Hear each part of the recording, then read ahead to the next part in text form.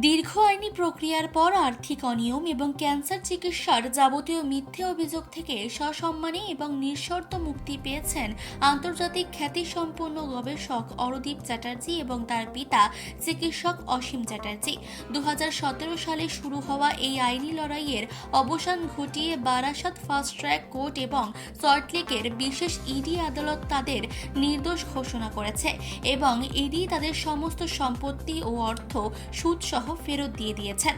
অরদীপ বাবু জানিয়েছেন, সামাজিক ও আর্থিক হেনস্থার শিকার হওয়া সত্ত্বেও দেশের বিচার ব্যবস্থার উপর তার আস্থা অটুট ছিল। তিনি এখন দ্বিগুণ উৎসাহে তার উদ্ভাবিত সরিনাম থেরাপি নিয়ে গবেষণা চালিয়ে যেতে চান, যাতে স্বল্প মূল্যেই ক্যান্সার আক্রান্ত রোগীদের নতুন দিশা দেখানো সম্ভব হয়। চলুন দেখে নেব বিস্তারিত। যে সোসাইটি যখন হঠাৎ করে কোনো খবর শোনে, সেটা সেটার সত্যতা যাচাই করার আগেই সোসাইটি যেটা হয় যে সেটাকে অনেকটাই বিশ্বাস করতে শুরু করে ফেলে। অনেক সময় হাফ-বেকড ফ্যাক্টকে এইভাবে আনানো হয়, এগুলো ইন্টেনশনালি করা হয় যে কোনো একটা ফ্যাক্ট তার সাথে দুটো বা তিনটে সত্যি ফ্যাক্টকে রাখা হচ্ছে, কিন্তু সেইটার উপর জোর দিয়ে দুটো মিথ্যে কথাকে এস্টাবলিশ করিয়ে দেওয়ার চেষ্টা হচ্ছে। তো এইগুলোকে হাফ-বেকড ফ্যাক্ট বলা হয়। তো সেই রকম একটা প্রবণতা কিন্তু অনেক সময় থাকে। ফলে এটা ঘটনা যে কিছু কিছু ক্ষেত্রে অ্যালিগেশনস কমপ্লিটলি ফলস হলেও that can be design in a way যাতে সেটা মনে হয় যে সেটা অরিজিনাল। বেস্ট ওয়ে যেটা আমার মনে হয় করা উচিত সেটা হচ্ছে let them be adjudicated by a competent court. কারণ কোর্ট জানে যে কিভাবে বিচারটা করতে হয়, বা সেই বিষয়টাকে আমাদের দেশের যে ল বা দেশের যে আইন সেই অনুযায়ী কিভাবে বিচার করতে হয়, কোনটা ঠিক কোনটা ভুল, এটা আমাদের উচিত হচ্ছে কোর্টকে ডিটারমাইন করা। কারণ it is only the final outcome of the court which is binding on society and none of the components leading to it. Finally, আমি যেটা বলতে চাইছি যে it goes without saying that the adversities I dealt with over the last many years were intense, extreme and multi-layered in nature. আমার যেটা credibility বা যেটা আমার যে বিষয়টা সেটা ভীষণ রকম ভাবে নষ্ট হয়েছিল।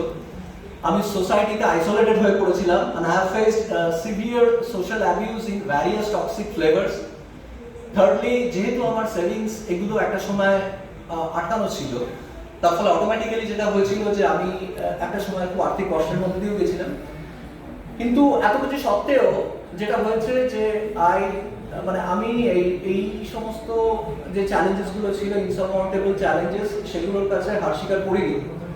রাদার আমি যেটা করেছি যে এইগুলোকে আমি চ্যালেঞ্জ হিসেবে দেখেছি, যাকে ওভারকাম করা উচিত বলে আমার মনে হয়েছে, এবং আমি টায়ারলেসলি কন্টেস্ট করেছি before the court of law, এবং ফাইনালি আমি অ্যাকুইটেড হয়েছি। তো my vindication proves that my country has a very strong and progressive constitution which protects our rights and never denies justice. তো এটা হচ্ছে একটা আমি বেসিক সাবমিশন যেটা করলাম। এবার আমি আমার অ্যাডভোকেট সুমিত দাসকে যেটা রিকোয়েস্ট করব সেটা হচ্ছে তুমি ফার্স্টে একটু এক্সপ্লেন করবেন যে আমি অনারেবল অ্যাকুইটাল বলতে এক্স্যাক্টলি কি মিন করছি। কারণ অ্যাকুইটালের অনেক রকম ভাগ হতে পারে। Acquittal maybe on benefit of doubt, acquittal কিছু কিছু ক্ষেত্রে হতে পারে ফর টেকনিক্যাল রিজনস। কিন্তু অনারেবল অ্যাকুইটাল সেই ক্ষেত্রে যেটা হয় যে অ্যাকুইটাল এইটা বোঝায় যে প্রসিকিউশন সাফিসিয়েন্ট প্রমাণ আনতে পারেনি কোনো কিছুকে একটা প্রমাণ করার জন্য। কিন্তু অনারেবল অ্যাকুইটাল এইটাকে ইন্ডিকেট করে যে এক্ষেত্রে ইনোসেন্স রয়েছে, যিনি অ্যালেজড বা যিনি এখানে অ্যাকিউজড, তিনি ইনোসেন্ট, এইটা কোর্টের ডিক্লারেশনের মধ্যে অনেকটা থাকে। তো এই অনারেবল অ্যাকুইটাল বলতে এক্স্যাক্টলি সুপ্রিম কোর্ট তার একটি জাজমেন্টে, যেহেতু সুপ্রিম কোর্টের কোনো একটা জাজমেন্ট, ব্যাপারটা এরকম যে আমাদের কনস্টিটিউশনে বলা আছে যে সুপ্রিম কোর্ট যদি কোনো একটা ইস্যু সুপ্রিম কোর্টের কাছে ওঠে এবং সুপ্রিম কোর্ট যদি সেটাকে ডিসাইড করে দেয় উইথ রিজনিং, তাহলে সেটাই আমাদের দেশের ল হয়ে যায়। তো supreme court already honourable acquittal বলতে কি বোঝায় সেটাকে ডিফাইন করে দিয়েছেন, এবং তার সাথে সাথে আমি ওনাকে এটাও বলবো যে আমার যে টোটাল যে 4টে কেস, 3টে কেস পুলিশের রয়েছে আর একটা কেস ইডি রয়েছে। তো এই কেসগুলোকে কেন আমরা অনারেবল বলতে চাইছি, অনারেবল অ্যাকুইটাল বা ডিসচার্জ বলতে চাইছি, সেই জায়গাটাকে উনি তার সাথে একটু কোরিলেট করে দেন। এরপরে আমরা আরেকটা অন্য ম্যাটারকে নিয়ে ছোট করে ডিসকাস করব। Judge observe that it is not in dispute the accused persons have been acquitted from the above two cases involving scheduled offences, and those judgments of acquittal went unchallenged as no appeal has been preferred. The law recognizes that such orders of acquittal signify that there was absence of guilt in the predicate offence, thus directly impact the prosecution of money laundering for the warrant of corpus delicti. Unless there is a predicate offence, there cannot be an offence of money laundering. Thus, in the conspectus of my finding, I find merit in the submission of the learned counsel for the accused that there is no triable case for the offences of money laundering, or in other words, in my considered opinion, the proposed charge against the accused person appears to be groundless as a result of the order of acquittal passed in the schedule offence by a competent court, and the said order holds good as on date as no appeal has yet been filed, or the order of acquittal is neither stayed or nor overturned by any higher court. That the accused persons, namely Arundhati Chatterjee and Ashim Kumar Chatterjee, be discharged from the cases of PAS. এটা 2024 18 June 2024। তো সুতরাং আজকে তারিখে দাঁড়িয়ে mister অরুণ চ্যাটার্জি এবং তার পিতা Asim Kumar Chatterjee stands honorably exonerated from all criminal pronouns after the years of judicial study.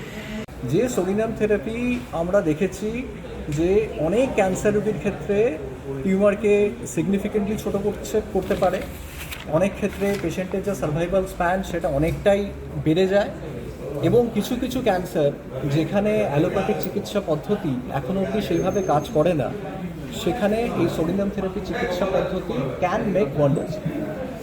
So আমি যেটা বলতে চাইছি ফাইনালি সেটা হচ্ছে যে I will continue devoting my full efforts towards my goal to integrate solinum therapy into the mainstream of oncology treatments.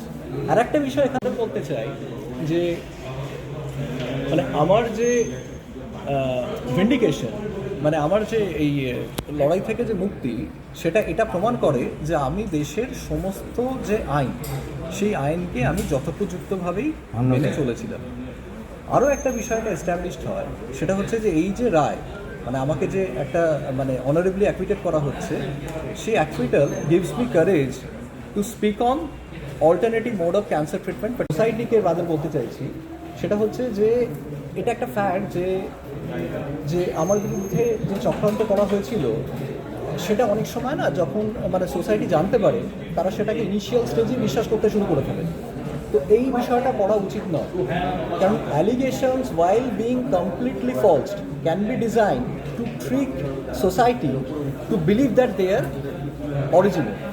সুতরাং আমাদের যেটা করা উচিত সেটা হচ্ছে যে let them be adjudicated by a competent court of law, কারণ it is only the final order of the court which is binding on society, none of the components leading to it. তো finally আমি যে কথাটা বলতে চাইছি যে আমার vindication, এটা মানে আমার যে মুক্তি, সেটা এটাকে প্রমাণ করে যে my country has a very strong and progressive constitution which protects hour rights and never denies justice. Shampa ঘোষের রিপোর্ট, সল্টলেক বার্তা।